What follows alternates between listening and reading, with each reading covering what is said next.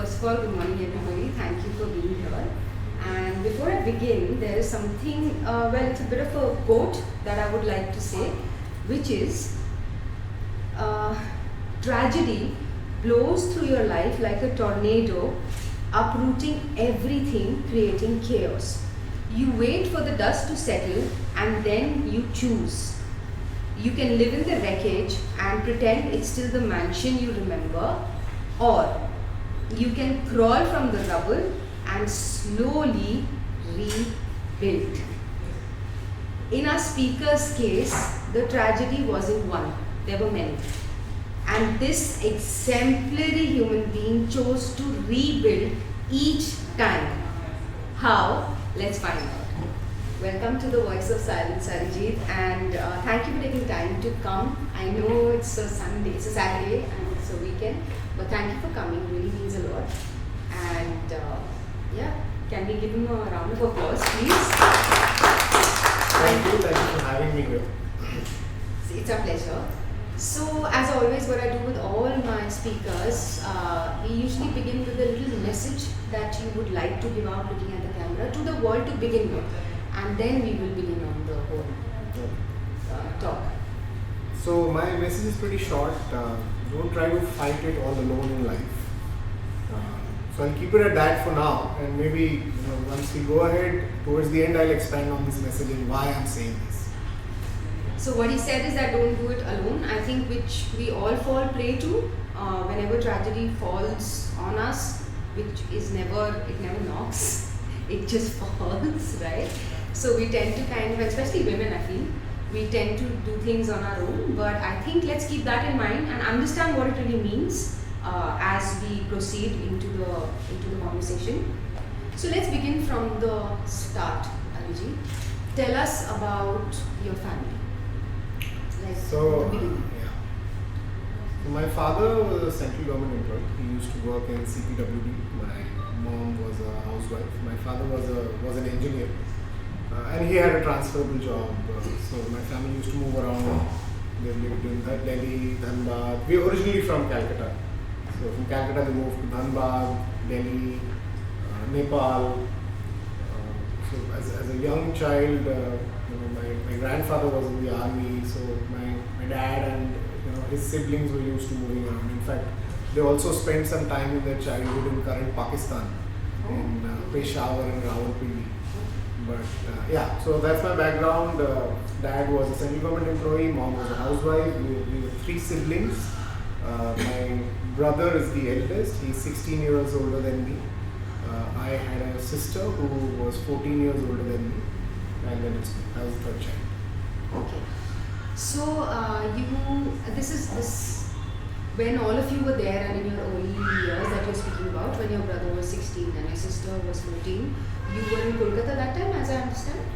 I was born in Varanasi, but when I was 1 year old, my family moved back to Calcutta. Okay. The then Calcutta. Kolkata, yeah. No, I'm married to a Bengali, so I'm used to saying Kolkata all the time. Okay, so you also tell me that your sister was... Yes, so my sister was mentally retarded. Okay. So they discovered that she was not... her behavior wasn't changing after the age of 7.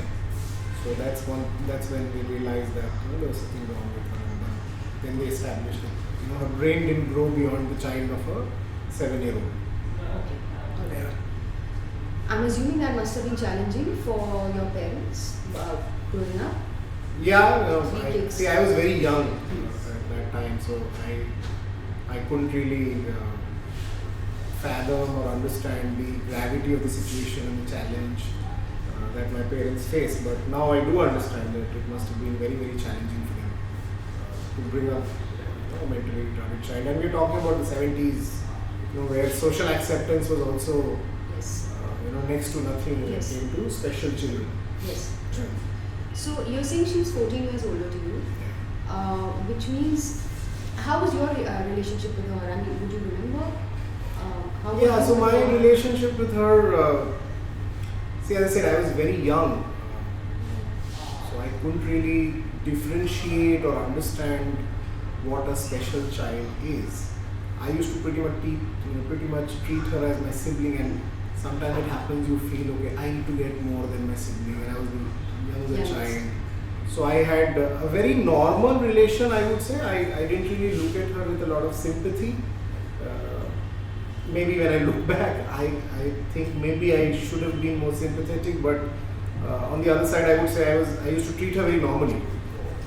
I didn't understand that she was a special child and she had to be treated differently. I just treated her the way every sibling treats their older sibling.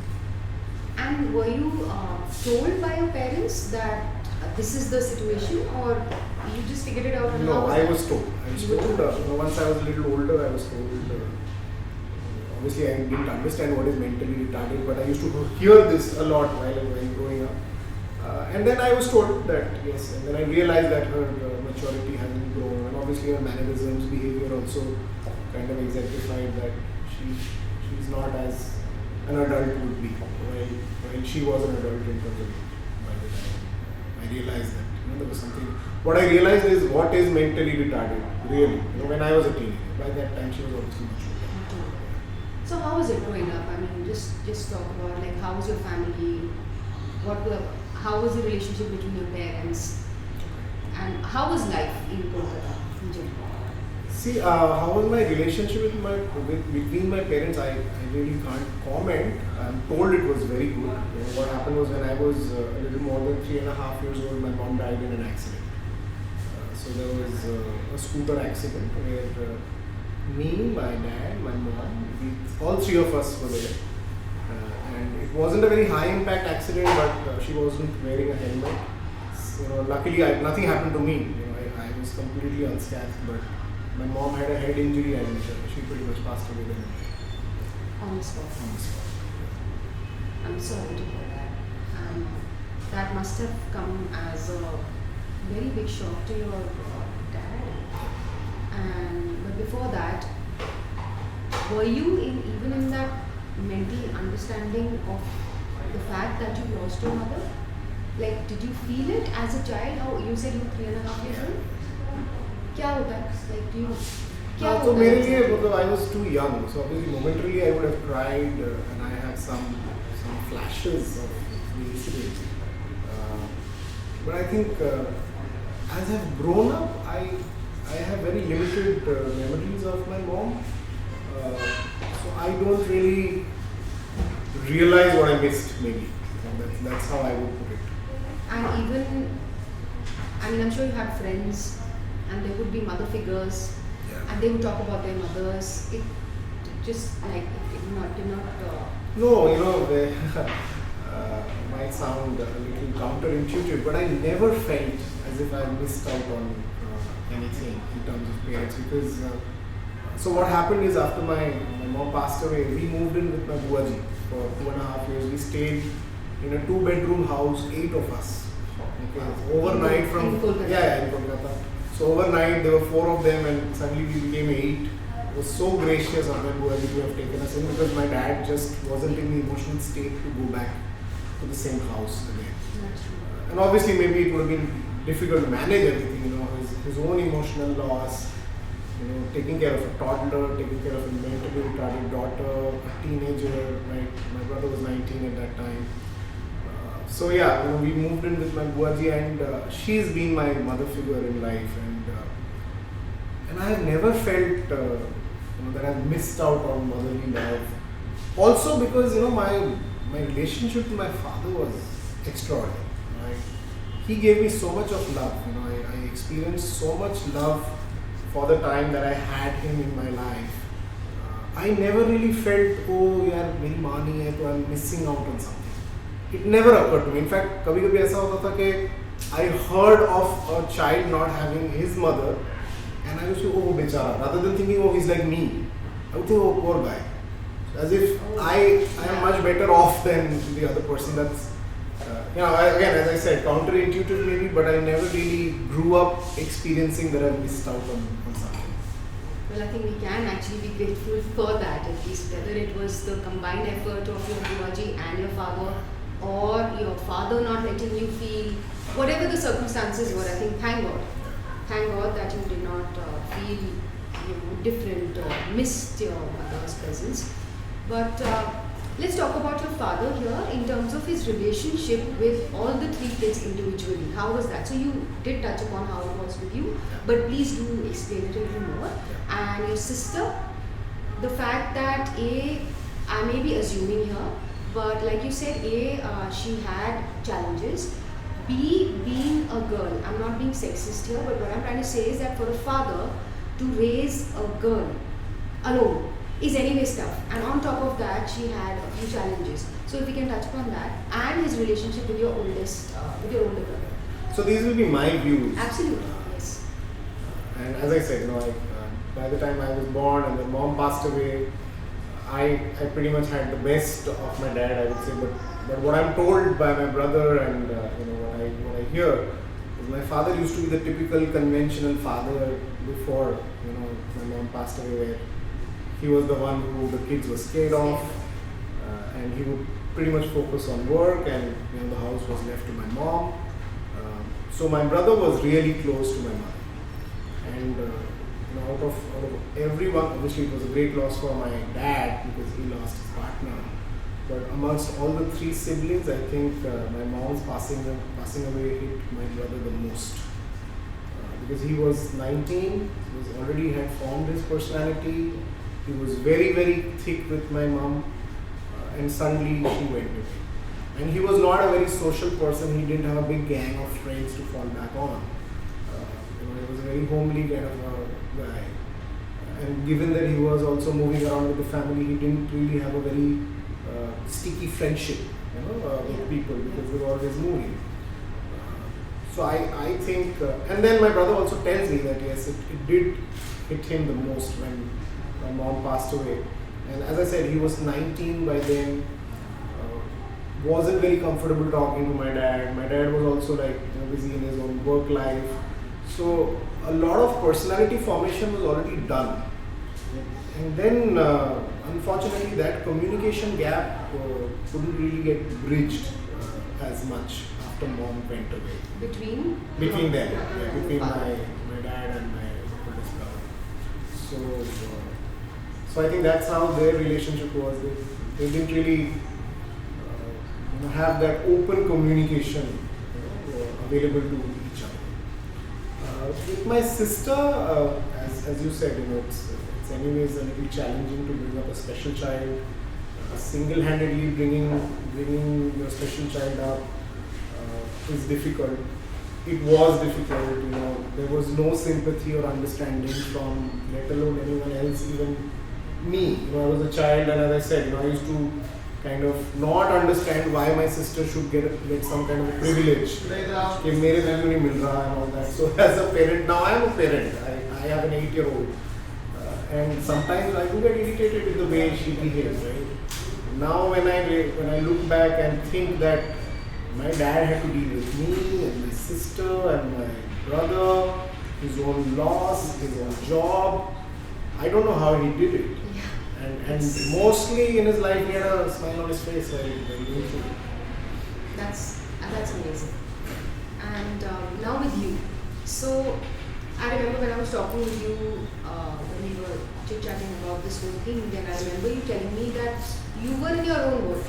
And you were like, मेरे को कभी कोई रोक-टोक नहीं था, and I too was chilling like anybody else. So talk about that and why. I mean, did you have some freedom, or was it that your father was too busy and maybe you were not being looked at? What was it? What was the whole thing? I think it's a mix of everything. One, my dad for some reason had a lot of confidence in me. Yeah. Second, I frankly don't think that with 3 kids and a job and no partner, you really have the bandwidth to helicopter on your kids. Yeah, that's true. So he was like, boss, this is what it is. I need to go to work. And obviously, my buaji was like 2 floors. We were on the 3rd floor. She used to stay on the 1st floor. This is after the 2.5 years that we stayed together. We moved into an apartment where they were close by. So there was support available all the time. But I was pretty much left to do my own thing. Sometimes I think he was a little soft on me because I was a one-parent child. Maybe he didn't want to come out too hard on me when I was not regular on my studies or some I was a naughty child. There were lots of complaints about me picking up fights with other kids, etc. At school? No, In the society. Yeah. Okay. But he never came down very hard on me. Whenever those complaints also came in, he used to reason with me, which I'm told is a big difference from how he used to be when mom was around. So that's how it was, and from a very early age, for all the combination of these things, I pretty much started making my own choices, and a lot of those choices backfired. A lot of those choices, were the right ones. But I think inherently, I realized that I got to be responsible for my choices. Early on in life. Very early in Not life, early. because I didn't have somebody else make Choices decisions for and you, choices for decisions. me, and my dad gave me that freedom. So he was an engineer, as I told you, and I was growing up in the 90s, right? I was a teenager in the 90s, where it was very common, या तो engineering करो या medical करो. And I was not regular in my studies. I was not very good at maths. I was a fairly intelligent guy, but I wasn't very disciplined in studies. So my dad just told me once, why don't you pick up science and go to engineering after my 10th? And I said, see, I am not a regular student. I don't want to pick something up and then mess it up. I don't want to do it. And by then I was almost clear that I wanted to do graduation in hotel management, which was again extremely unconventional. In those days. In those days. Yes. And not even a second word. He was like, okay, fine. He never impressed his choices on me. That's a first given that generation. Yeah. Given that. But again, because maybe, this is again just speculation that let's say if your mom were alive, then maybe he would have pushed. This is random talk. It's irrelevant. I don't know why you said that. It's just irrelevant. So now let's continue further. So now you are well into your teens. And how was life then? And what was going on? So let's say you were close to your 10th and 12th, so then you passed out of 12th standard. Yeah. Then what happened after that? So maybe I'll take a step back and narrate something which happened when I was in 7th, 8th. That's when my brother got married. Right. And it was an arranged marriage. Unfortunately, it didn't last long. 6 months into marriage, my Abi went to her place. In the 7th or 8th month, suddenly we had cops at our place. And we got to know that my Abi has filed domestic violence case against my brother and my dad as well. And by the way, these were false cases. So that was like a big shock for all of us. While they did have differences, but we never expected something like this to happen. So that really threw all of us off the rails. And I was in class 8 at that time. My brother, as I said, he wasn't very communicative in any which ways. He used to keep his emotions to himself. And this really hit him very hard. And he quit his job. Went into some kind of a depression, I would say. Things got really worse. Where the whole emotional environment in the family became very somber because of this. There were emotional outbursts from time to time from my brother, from my dad. So my dad was also a fairly volatile person. When he used to lose it, he used to lose it. Okay. It was not like he was a very cool customer all the time. So there were these fights between my brother and my dad. Then I was also growing up, and I also kind of got into it and started having fights with my brother. Things became really negative in the family. And obviously, Didi was there, right? And I've already told you about the condition. So this went on for quite some time. So I was 14 at that time, right? Finally, the divorce case got settled, I think, in about 3 or 5 years. It took that long. Yeah, because finally had to get settled. During that time, in fact, when my Babi moved out, she was already pregnant. Okay. And things are so bad between the two families that when my nephew was born, none of us went to see him. Okay, so this was 1996 when he was born. We didn't see him. We didn't see him for a very long time. So things were like really bad. and that took a toll on the whole emotional level of the family, and so most on my father, I would say. And seeing it's your his first grandson. that was one, and seeing your oldest son just give up in life and sit at home, not look forward to anything.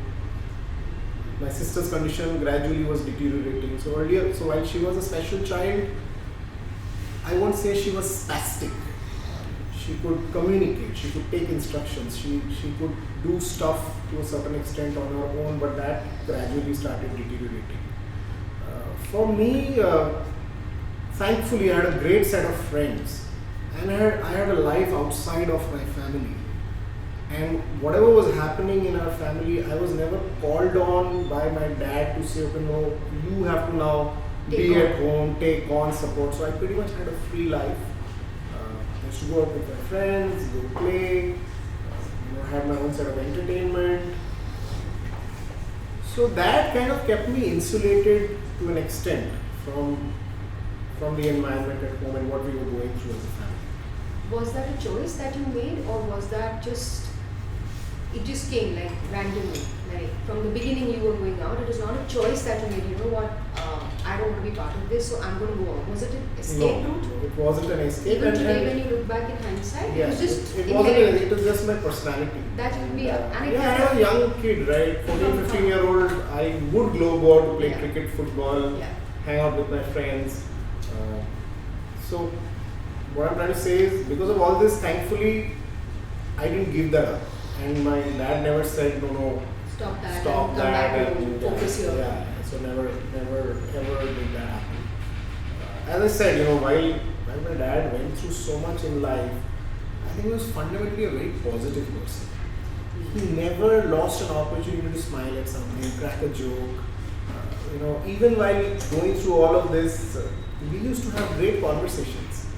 You and me and my dad, and fairly mature conversations. I was a 15-year-old, but he used to treat me like an adult, and in fact, he also used to get surprised sometimes with my views, etc.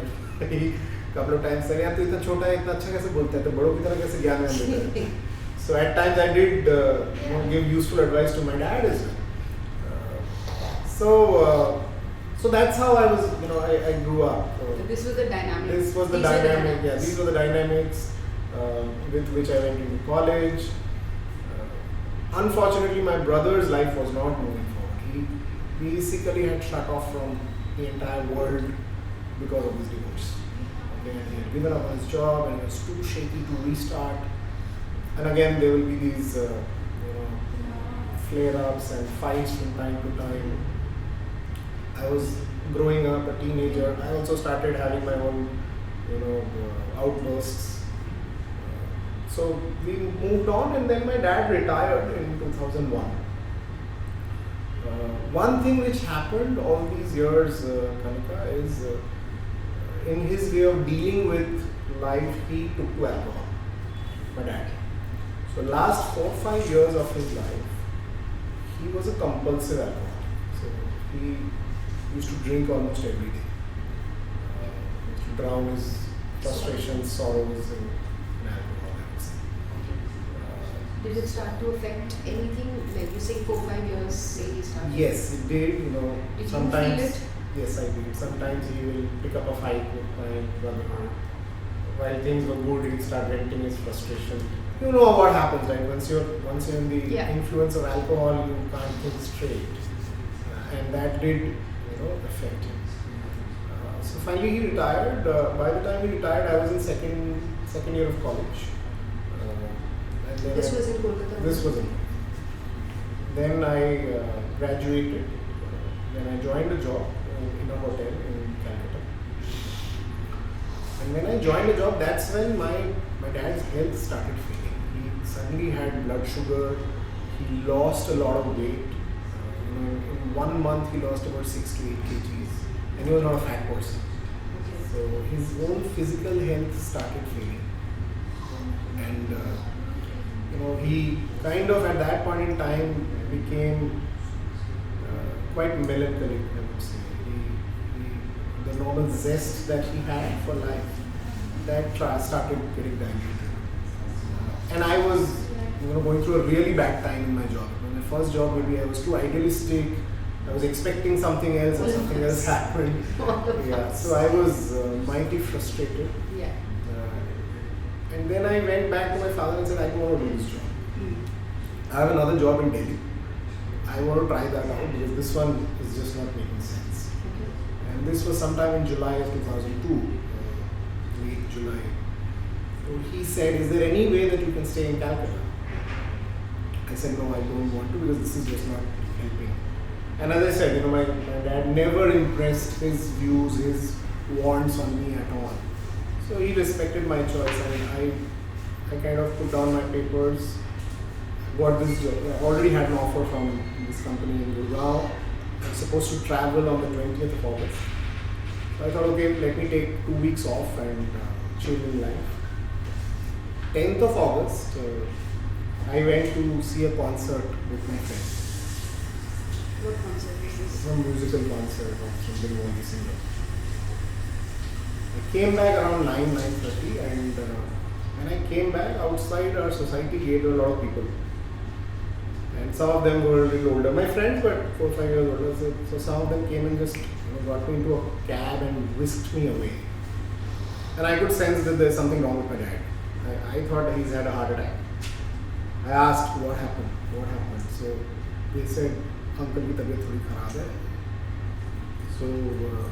So they took me to a hospital. There I saw all my family there. Everybody was already there. So one of my cousins took me aside and said, after you went in the evening, your dad and your sister went to the terrace and jumped off. And so that was an extremely shocking moment. So I was not prepared to hear something like that.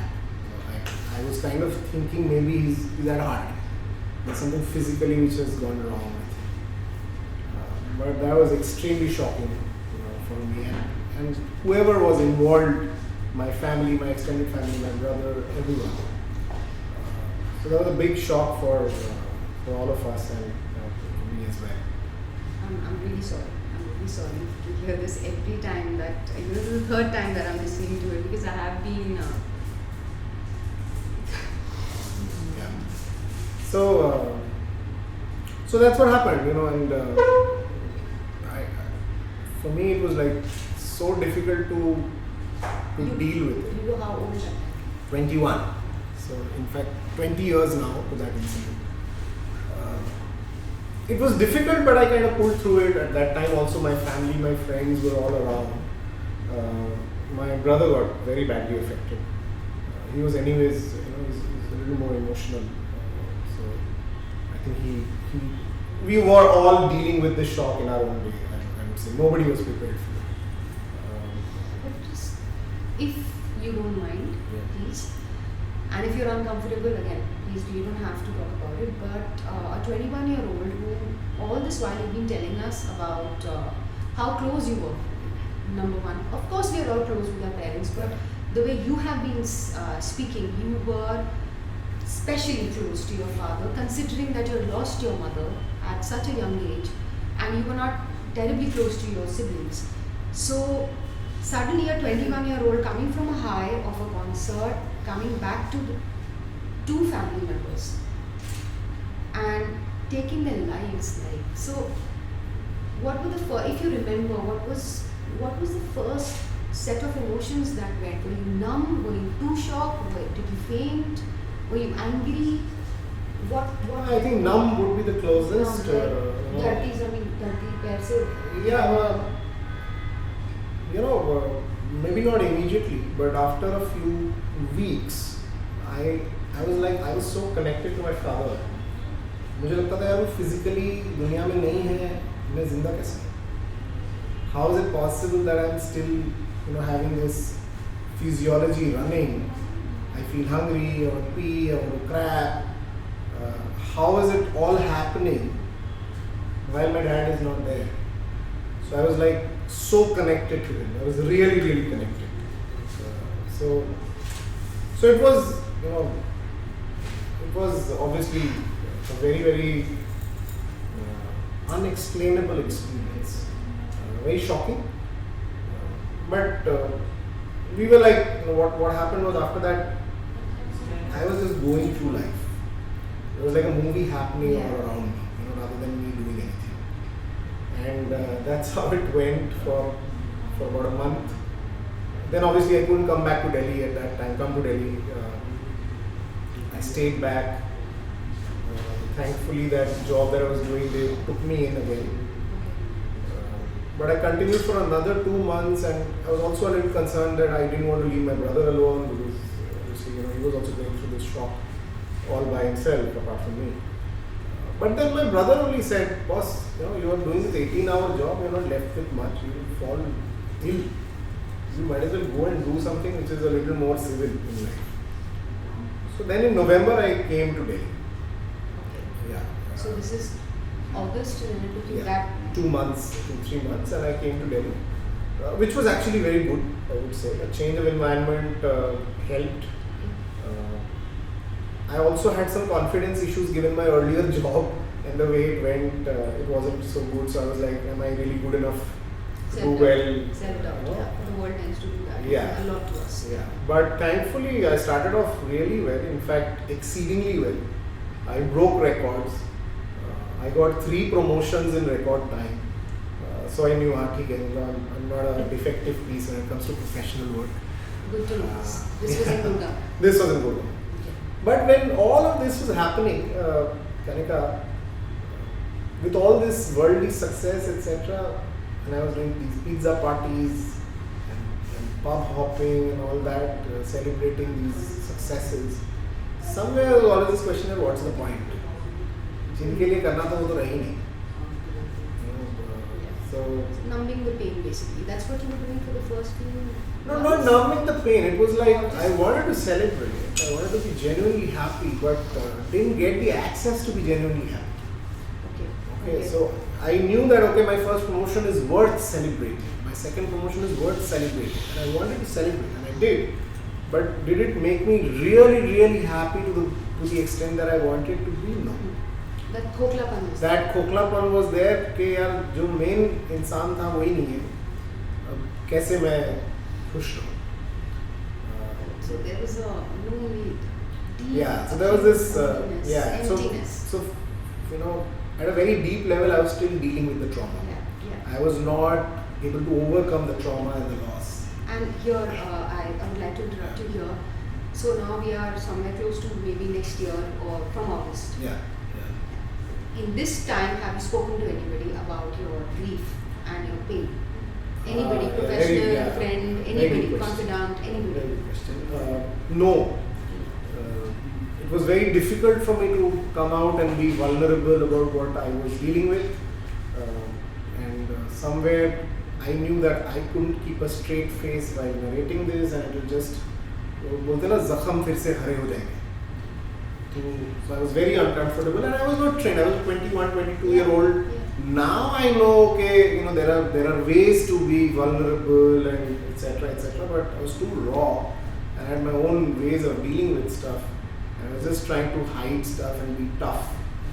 And exterior was like, ठीक है, he's a very cool, collected, calm fellow. But under there was a lot of trauma that I was going through. But luckily, what happened, so about 2 years after I came to Delhi, 2 years? Yeah, 3 years, 2.5 years. A couple of my friends recommended me a program called the Landmark Forum. And they said, they made very tall promises कि मैं वहाँ गया and मुझे ये मिल गया, मेरे father के साथ मेरी relationship अच्छी हो गई and all that.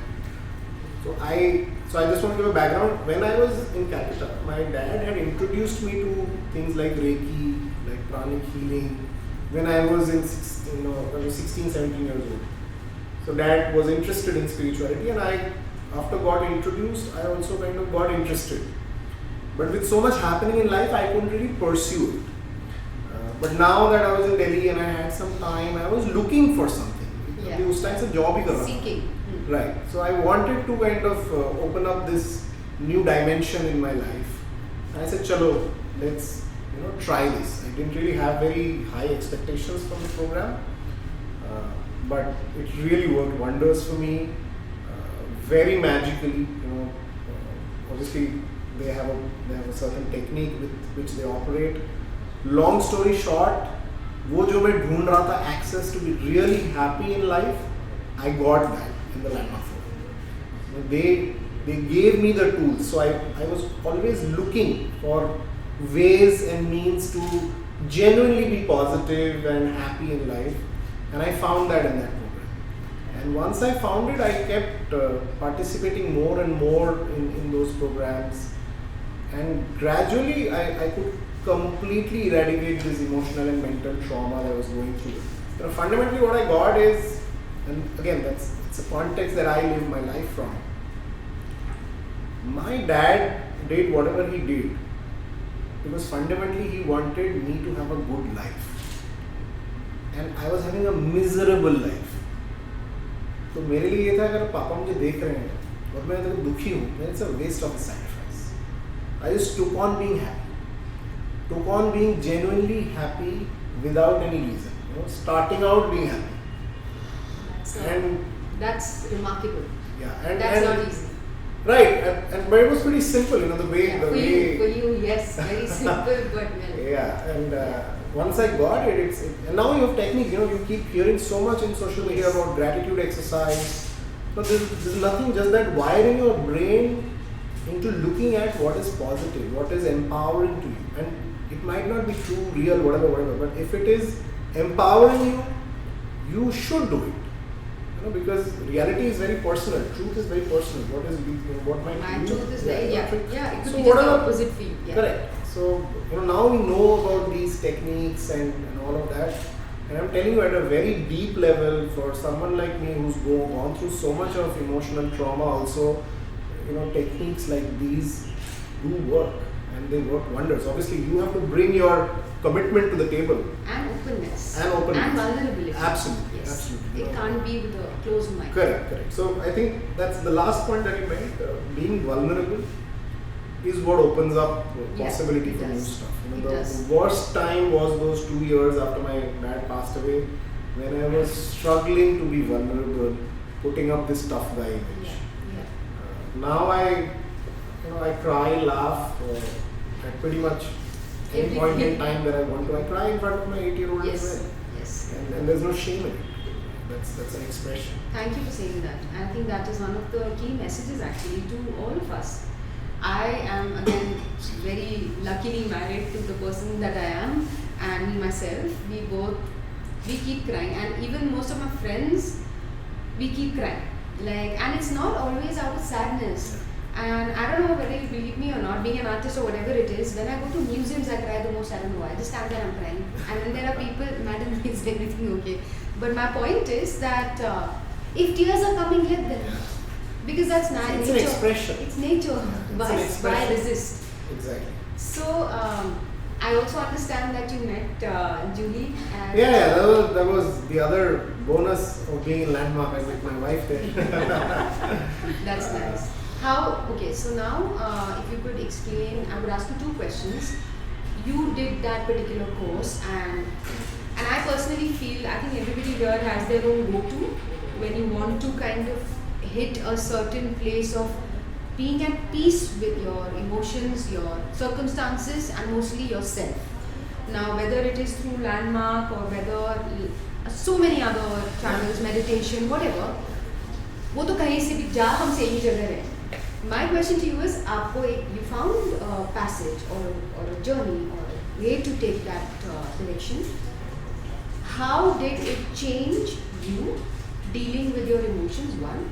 2, your relationships with your brother, because you have a story there as well, and some not so pleasant relationships, how you make them up. Right.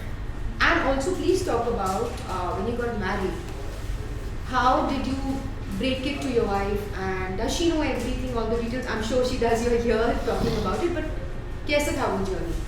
Please, so that anybody who's listening and going through something similar or has gone through, please learn. I mean, here I have to just say this, that thank you for being so positive.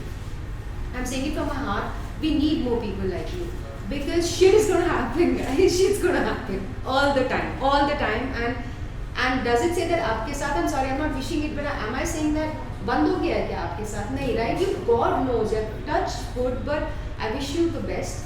But we don't know what's around the corner. The idea is to be equipped, right? And that's what Arijit is helping us do today. So yeah, please go ahead. With your, So, how to did you? point one, Three things, yeah. my relationship with my brother. Yeah, given the age gap, we were never really close buddies, kind of siblings. Right? It was always a chota bada. My brother still treats me like his kid, and with a lot of love. He's always been very loving towards me. But contrary to how my dad was, where he gave me a free pass, my brother was very possessive and protective, and in our way to be protective, we kind of sometimes stop people, and that becomes a little suffocating. So we used to have our own set of friction because of this, because out of his willingness to protect me from harm, he would stop me from doing things which I didn't like. But that gradually has gone away from both sides. Now I don't react like that, and he's also kind of over the years understood that I am not somebody who likes to be cowed down. So that has really transformed our relationship to an extent now that we stay together, we go on vacations together. That's lovely. It's not that we don't have fights. We have our वो own तो differences. ज़रूरी है, वो तो ज़रूरी है. लेकिन मतलब it's way better than what it used to be earlier, because there's a communication channel which is open. That's amazing. And there's a certain level of understanding of each other's point of view, and we have agreed to disagree on a lot of things now, Most important. which was earlier not the case. The other thing that I told you about, my bhabhi filing this case and things were like so bad. One thing that happened after I did the landmark forum, one realization that I had is I was carrying a lot of resentment towards my bhabhi. And resentment is the poison that you eat and Yourself. expect the other person to die. Yeah. And so I gave that up. I went to Calcutta, and I still remember I went to my chacha ji and said I want to go and meet my bhabhi. He said, "देखो वहाँ जाकर पिटाई हो सकती है. We don't even know how they are going to react. Nobody has been in touch with them for all these years." I said, "No problem. Let's go." Obviously, कोई पिटाई नहीं हुई. She was very warm. Everybody in their family were very warm. And then we got to hear her side of the story as well. कोई aspire नहीं करता है 23-24 साल की लड़की के वो divorce करे. So obviously she had her own reasons, and she was also influenced. She By said, the by the lawyers and the ecosystem. So for the first time, I could hear her side of the story, and she was also, when she narrated her point of view, she was crying. So she had a lot of regrets as well. She had regrets that my dad passed away the way he did. She was also carrying a lot of regret, which she could give up in my conversation with her. And so 96, my nephew was born. This was 2005. He was almost 9 years old. That's the first time I met my nephew. Okay, and that's pretty much the first time. After a few months, they came to Delhi. By that time, my brother had also moved to Delhi. First time, my nephew met his father. And so, that could happen because I gave up my resentment. And Yes, showed a little bit of. we need to please applause here. We need to, because we've just been hearing so many stories. लोग मर जाते हैं यार, मर जाते हैं, मतलब at their deathbed, then they say उसके साथ वो मेरे को नहीं करना चाहिए था, ये नहीं करना चाहिए था. Here's a human being who first chose to take a step to heal himself. Now I kind of relate with that also somewhere. Of course, I've not been. I mean, you've really suffered. मेरा ऐसा कुछ नहीं है, but I kind of get it because I also kind of do that a little bit somewhere. But first that's valuing yourself. So this person values himself so much that पहले मैं अपने आप को ठीक करूँगा. Then वहाँ जाके one door opens. And then he realizes resentment, what, my God, it is poison. It is, I can tell you, it is.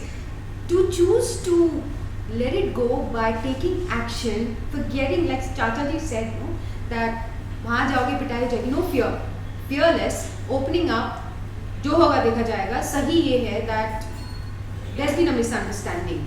Then you went there. I mean, it is a it was a one-sided thing, right? For you to shut So it off. was unfortunate, and let's face it, which 23-year-old woman knows everything on how to run a family? Yeah. There were a whole lot of expectations from my bhabhi when she came in. Okay, and we were a special case family, special child, young toddler, ye, wo. So I think it was unfortunate. It was bad timing, mismatch of expectations, just good people stuck at the wrong time. Yeah, absolutely. So one little demonstration of courage opened this up, and now our communication channel is very much open. They come here. My nephew now works with MasterCard in Pune. He's an engineer, doing really well. He keeps calling me and takes some tips from time to time. This is so lovely to hear. Yeah, and so nice. They are not together, my Bhaiya and Bhabhi, but we are together. In terms of our communication channel, we as a family are kind of connected to each other, beyond the conventions of being married, not married, etc. So that's really, really nice to hear this, really. And I wish everybody really well. Thank you. And so that was the first point. Second, you said how. So Juhi knows everything about me.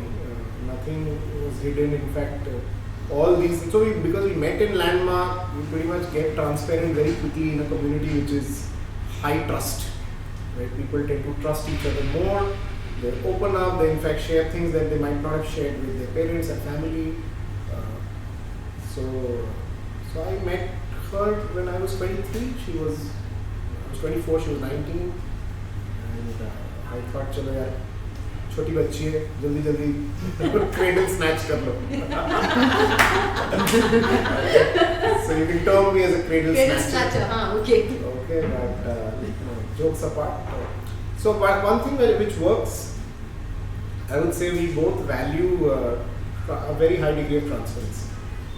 Might seem very, very small, but there is nothing hidden about who were our previous relationships before we met each other. That's very important. And in fact, our previous crushes as well. They might not be very significant, but I don't think there is anything hidden between us. Even now, we make it a point to communicate whatever we are experiencing, we are feeling, good, bad, ugly. Very high degree of transparency is something that both of us value. At the same time, going through these interventions has helped me again, not to become a hyper spouse. What do you mean by that? Sometimes in that effort to be protective towards your spouse, and given our society, the male partner seems to be the more dominating one. In fact, maybe infringes in the freedom and and sometimes the orientation of the female spouse is also their बचपन से यही सिखाया जाता है कि बस आगे जाके शादी करनी है और बच्चे पैदा करने और पति की सेवा करनी है और तुम्हारी जिंदगी बस तुम्हारे पति की ही है. I completely disagree with that, and we both completely disagree. And while culturally she did have to kind of deal with all of that, and somewhere it cows you down mentally as well. But we tend to challenge each other. The other thing that we do as partners is question, challenge, and are we using each other to take ourselves forward in life? That's very critical. That's lovely. And we also open up new projects. कुछ common interests जो भी हैं. अभी देखो society ने common interest दिया, बच्चे पैदा करो वो common हो जाता है. तो common interest what society acceptable है कि बच्चे पैदा करो, but not at the cost of our own partnership and communication. Sometimes and people might judge and say, oh, you are doing less for your parent because you are going out with your friends, rather less for your child because you are going out with your friends. I don't agree with that. Just because you are a parent doesn't mean that you stop having a life. Okay, you obviously take care of the responsibility of being a parent, but beyond that you have to add and foster new areas of your life. And the child needs to see that. Correct. Otherwise, child becomes another one of those people. So, typically what happens, somebody like, I will say my case is a very dramatic one. And my recommendation is you don't have to wait for such a dramatic life to, kind of work on yourself. Rather than thinking, okay, I know everything and I will figure it out on my own. So that's what it is, basically as and I'm very fortunate, I would say. It seems as if I do all the work, But I'm extremely fortunate. I just got lucky because Julie is extremely flexible. At the same time, pretty forthright with the communication. See, ours is an intercultural marriage. I'm a Bengali, she is a Kulshresht caste, comes from a vegetarian family. We are hardcore non-vegetarians. She is adjusted beautifully. You know, a lot of cases में क्या होता है ये eating habits become reason for divorce. कि यार मछली कैसे आ गई घर में, तो वो सब हो जाता है. But it's almost like people are waiting to fight. Yeah. कभी ऐसा लगता है बहाना चाहिए नेगेटिविटी फैलाने के लिए. Right. कभी कभी And you ऐसा know, लगता है. वो होता क्या है कि people can comment, you know, without understanding, and that comments might trigger a fight amongst yourselves. Insensitive. Yeah. So, but Julie has been able to deal with all of that beautifully. And, it seems like I'm kind of using this as my wife praising platform. Why not? Why not? But what I'm trying to say is I have been very lucky. I've been very lucky to have a great set of friends. You know, Mayank who's sitting there, he's one of my very close friends from MBA. You know, these are guys whom I can call at 3 a.m. And I can share anything that I want with knowing that they won't judge me. And at 41, to have a structure like that is rare. Yes. Normally हम अपने cocoon में ही घुस के बैठ जाते हैं कि चलो बीवी बच्चा नौकरी 2 drinks at night and chill Netflix. But वो उल्टा बोला. अच्छा It's पहले Netflix Netflix था. No. So I am very fortunate to have some really amazing, extraordinary people who are always there to support me. And these are people who will say the truth also. If I'm messing up somewhere, Yeah, you need that. you know, they will say, boss, you're messing They are up. your moral compass. Exactly. Your moral, not society's Yeah, moral. yeah. Your moral. Yeah. That यार आप ऐसे नहीं ये मत करो. Correct. That's true. No, this is amazing, Arijit. So now we're coming to the close of the session. So again, now circling back to what you had begun with, you had said that my first message to the world is अकेले मत करो. Now make us understand the context and please follow it up with whatever message you have for the society, and that after that we will then wrap up. Yeah, the context is very simple. Now that I've narrated my story, you know that I had to take support. You know, मैं कोई अचानक से गौतम बुद्ध की तरह कोई enlightening moment automatically नहीं आया. Enlightening maybe is a very strong and powerful term, but yes, I had those eureka moments where my thought process towards life changed because I seeked out interventions. And that's what I would recommend. You might call it guru, you might call it buddy, you might call it coach, but trust your life with experts. You know, आपको finance में breakthrough चाहिए तो go and trust a financial expert, rather than trying to learn finance for 3 years and say मैं अकेले करूँगा. That's not a smart way to do it. And we don't know. We are not experts of our emotions. They are experts in the world. You find a good enough expert whom you can trust, and then trust the person and follow that person's instructions. And that's the only way to expanding life. If you know, nobody has built an enterprise by just being a one-man show, right? आप अकेले कितना ही कर लोगे? किसी भी चीज में beyond a point you can't expand. If you look at top performing athletes and sports people, they have an entourage of people behind them. There's a whole team. There's a whole team that allows them to perform at certain level. Okay? And you need support. The other example that I'll give is if you're using a cycle की maintenance कब करनी, servicing कितनी बारी करनी होती है?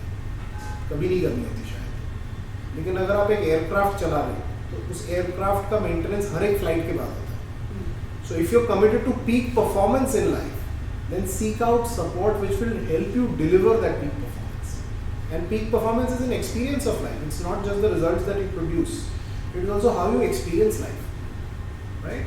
So that's my message, that create a structure rather than trying to do it on your own. You know, people take a lot of pride अरे मेरे को तो खुद ही अपनी financial planning आती है. I would say that is limited thinking. If you're genuinely interested in expanding in life, then obviously become an expert in things which matter to you, but also be okay with giving responsibilities to others and building a reliable structure. That's my message. No, and thank you for that. I will actually admit that for the longest time I have been that akele, and then realize that you stretch yourself so thin that the one thing that you're an expert at, वहाँ पे आप थक जाते हैं. then what's the point? फिर कर क्या रहे हो? It's just been a couple of years where I've realized this, that जहाँ maybe it's less than 80% ना, just give it out and suddenly you'll have so much energy to put in yourself. And I think this goes for all aspects of life, not just like you mentioned finance, you mentioned profession, emotionally, friends wise, yeah, one should have a set of friends, even family, I'm guessing, children, anything related with them, just seek professional help. You can always change it if you're not happy. Great point. Children, parenting. That's extremely personal to us, and we refuse to even believe that there are experts who can help us. Yeah.